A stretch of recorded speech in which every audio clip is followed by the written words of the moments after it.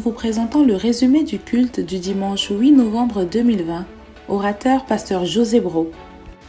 Thème: entrer dans ses promesses et le sous-thème: manifester la royauté. Dans le livre de Luc chapitre 6 versets 47 à 49, Jésus nous révèle ce qu'est une vie d'obéissance, comment et pourquoi la bâtir.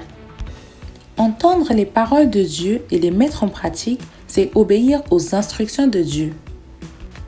Si un homme veut marcher dans le règne de Dieu, être toujours à la tête et non à la queue, il doit être obéissant, c'est-à-dire entendre la parole de Dieu et la mettre en pratique.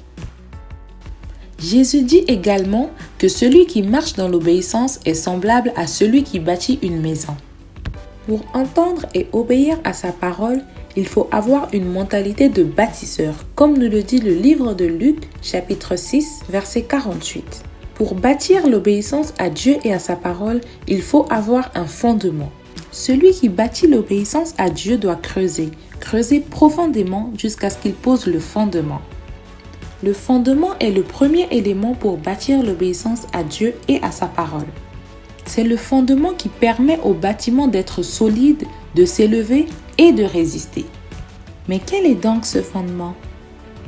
Ce fondement, ce n'est rien d'autre que la foi.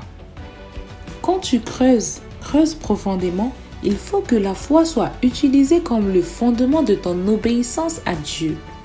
Le psaume 11, verset 3 nous dit que le fondement de la vie du juste, c'est la foi. D'après Romains chapitre 10, verset 8, la parole de Dieu, c'est la parole de la foi. Tu ne peux pas obéir à la parole de Dieu si tu n'as pas la foi. 2 Pierre chapitre 1, verset 5 nous dit que la foi est le fondement de toute chose. Elle est ce qui reste quand tout est détruit. Tu ne peux pas obéir à Dieu si tu n'assieds pas ton obéissance sur la foi en Dieu. Le livre d'Hébreux chapitre 12 verset 2 nous dit que nous devons garder le regard sur Jésus. La foi a pour auteur Christ et pour consommateur Christ.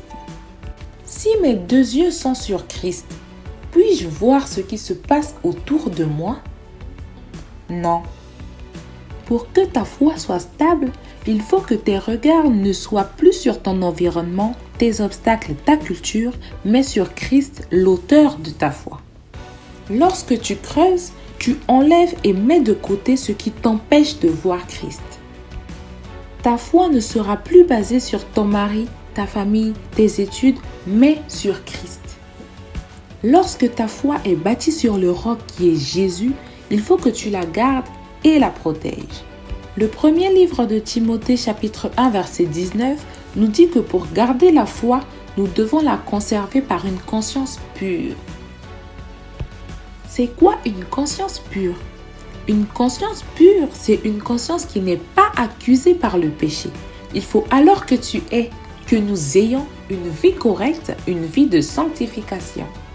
Pour être agréable à Dieu, tu as besoin de la foi et cette foi doit être alignée sur une conscience pure. Lorsque tu poses ton fondement qui est la foi sur le roc qui est Jésus, il faut maintenant monter les 4 murs qui sont les œuvres. Il est écrit dans le premier livre de Samuel, chapitre 2, verset 3, que Dieu sait tout, il pèse nos actions. Donc tu ne peux pas déclarer avoir la foi si tu n'accomplis pas des œuvres. Les 4 murs ou les 4 actions majeures que tu dois poser quand tu as le fondement qui est la foi sont: premièrement, la prière, comme on peut le voir dans le livre de Luc, chapitre 22, verset 39 à 40 et Luc chapitre 11, verset 2. Deuxièmement, le jeûne. On peut lire le livre de Matthieu chapitre 6, verset 16. Troisième mur, fréquenter son église. Luc chapitre 4, verset 16. Et dernier mur, payer sa dîme. Malachie chapitre 3, verset 10. Pour la suite de ce glorieux message, restez connectés.